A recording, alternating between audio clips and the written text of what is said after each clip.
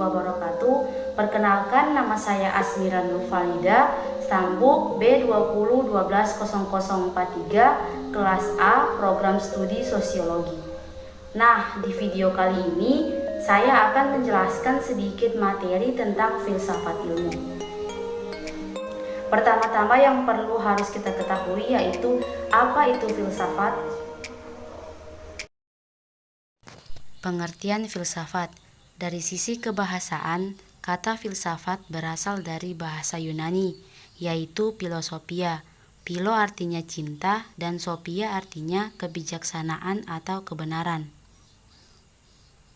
Philosophia adalah orang yang mencintai kebenaran sehingga berupaya memperoleh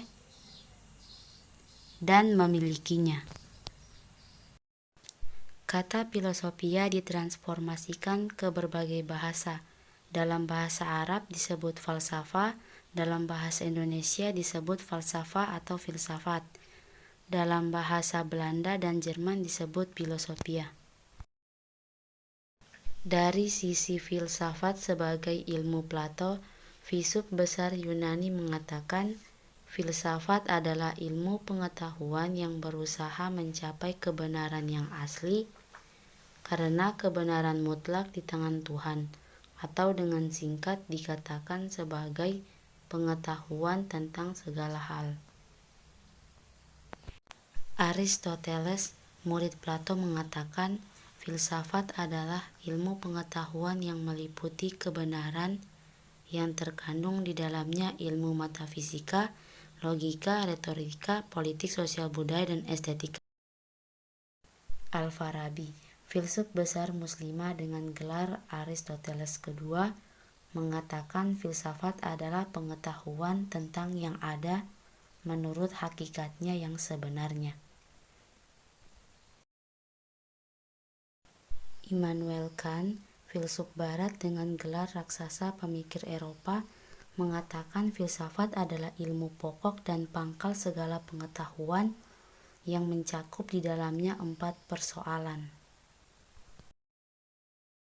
Hasbullah Bakri, filsafat adalah ilmu yang menyelidiki segala sesuatu dengan mendalam mengenai ketuhanan, alam semesta, dan manusia, sehingga dapat melahirkan pengetahuan tentang bagaimana hakikatnya sejauh yang dicapai manusia.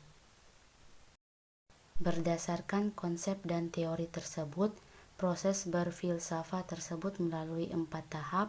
Yang pertama logis, yaitu berpikir dengan menggunakan logika atau undang-undang berpikir, yaitu melalui 3 tahap: pemahaman, keputusan, dan argumentasi. Contohnya yaitu alam berubah-ubah atau premis minor, yang kedua setiap berubah-ubah baru atau premis mayor, dan yang ketiga yaitu alam baru atau simpulan. Yang kedua yaitu sistematis, yaitu berpikir melalui alur yang sistemik sehingga ditemukan adanya koheren atau saling runtut di antara satu pertanyaan dengan pertanyaan lainnya. Yang ketiga radikal, berpikir sampai kepada akar masalah. Yang keempat universal, berpikir secara umum bukan khusus. Kapan munculnya filsafat? Filsafat muncul sejak manusia ada dan sejak adanya pembicaraan manusia.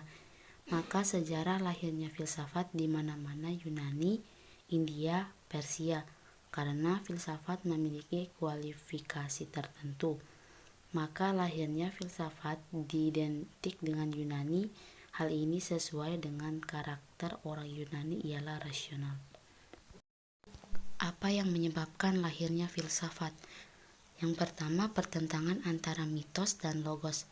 Di kalangan masyarakat Yunani dikenal dengan adanya mitos sebagai suatu keyakinan lama yang berkembang dengan pesat. Misalnya, mite kosmologi yang melukis kejadian alam. Lama-lama mitos hilang di kalangan oleh logos, maka logos menyebabkan pertama lahirnya filsafat. Yang kedua yaitu rasa ingin tahu. Karena mite hanya bersifat dongeng belakang, maka orang mulai berpikir rasional. untuk mencari jawaban-jawaban yang logis, keingintahuan terhadap alam semesta, keingintahuan terhadap pecintanya, dan sebagainya. Yang ketiga yaitu rasa kagum. Menurut Plato, filsafat lahir adanya kekaguman manusia tentang dunia dan lingkungannya. Para filsuf atas kekagumannya mencoba merumuskan asal mula alam semesta. Thales, bapak filsafat Yunani, mengatakan alam semesta berasal dari air dan terbagi menjadi tiga, yaitu Anaximandros, alam berasal dari apeiron atau api. Yang kedua Democritus, atau alam berasal dari atom, dan yang ketiga Empedokles, alam berasal dari 4 unsur air, api, angin, dan tanah. Yang keempat yaitu perkembangan kesusastraan. Faktor lain yang menyebabkan lahirnya filsafat adalah kesusastraan. Apa gunanya filsafat bagi manusia? Yaitu filsafat mampu memberikan pemahaman yang menyeluruh atau general terhadap suatu wujud atau ontologi, sekaligus memberikan konsep kebenaran atau justifikasi terhadap wujud tersebut. Dengan kebenaran manusia akan bertindak bijaksana atau wisdom. Dan juga filsafat dapat memberikan kepuasan bagi filsuf atau seseorang karena kemampuannya dalam menggambarkan problem kehidupan yang sedang dan akan dihadapi sesuai dengan leluasan pemahamannya. Filsafat juga dapat dijadikan sebagai bahan pijakan untuk merubah dunia. Karl Marx mengatakan, filsafat tidak hanya menjelaskan pada dunia atau interpret the world, melainkan juga merubahnya. Problematika filsafat secara umum terbagi menjadi tiga, yaitu yang pertama ontologi, yaitu mengkaji hakikat segala sesuatu terbagi menjadi kualitas.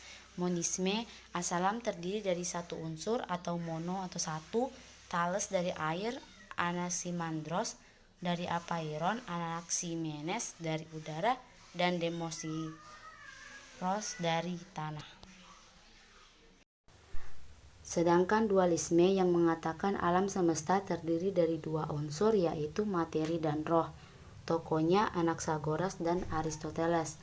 Sedangkan pluralisme, alam semesta terdiri dari 4 unsur, yaitu air, angin, api, tanah, tokohnya Empedokles, Leukippos. Dua kualitas. Pandangan ini membicarakan bagaimana alam berproses. Dalam kaitannya muncul 4 teori. Yang pertama mekanisme, yang mengatakan bahwa segala sesuatu berproses secara mekanik.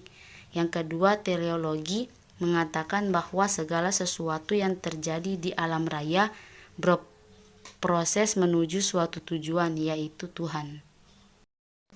Yang ketiga yaitu determinisme. Kejadian di alam ini berproses melalui suatu ketentuan yang telah ditetapkan sebelumnya, baik oleh hukum alam maupun oleh Tuhan. Sedangkan yang keempat yaitu indeterminisme, segala kejadian di alam ini berlangsung secara bebas tanpa kendali tertentu dari Tuhan atau kekuatannya. Yang kedua yaitu epistemologi, membicarakan dua hal. Yang pertama, hakikat pengetahuan muncul dua pandangan, yaitu rilmi, pengetahuan manusia real adanya dalam kehidupan. Sedangkan idealisme yaitu hakikat ilmu pengetahuan tidak terdapat dalam dunia real, melainkan konsep ideal atau dunia ideal. Yang kedua, sumber pengetahuan muncul 3 pandangan, yaitu rasionalisme, mengatakan bahwa sumber pengetahuan muncul dari rasio atau akal manusia. Sedangkan empirisme, sumber pengetahuan adalah indera manusia. Kritisme, pengetahuan manusia bersumber dari luar diri manusia, yaitu Tuhan. Yang ketiga yaitu aksiologi, terbagi menjadi 6 pandangan, yaitu yang pertama naturalisme, yang menyatakan ukuran baik buruk ialah sesuai dengan tidaknya perbuatan tersebut, sesuai dengan fitrah natural manusia. Yang kedua hedonisme, yang menyatakan bahwa ukuran baik buruk ialah sejauh mana suatu perbuatan mendatangkan kenikmatan hedon bagi manusia. Yang ketiga yaitu vitalisme, ukuran baik buruk ditentukan oleh sejauh mana suatu perbuatan tersebut dapat mendorong manusia untuk hidup lebih maju. Yang keempat yaitu utilitarianisme, ukuran baik buruk ditentukan oleh ada tidaknya suatu perbuatan mendatangkan manfaat bagi manusia. Yang kelima yaitu idealisme, ukuran baik buruk ditentukan oleh sesuai tidaknya sesuatu perbuatan dengan konsep ideal atau rancang bangun pikiran manusia. Yang keenam teologis, baik buruknya suatu perbuatan ditentukan oleh sesuai tidaknya suatu perbuatan dengan ketentuan agama, theos, Tuhan agama. Nah, itulah sedikit materi dari saya tentang filsafat ilmu, dan semoga video saya ini bisa bermanfaat untuk semuanya. Dan saya akhiri, wassalamualaikum warahmatullahi wabarakatuh.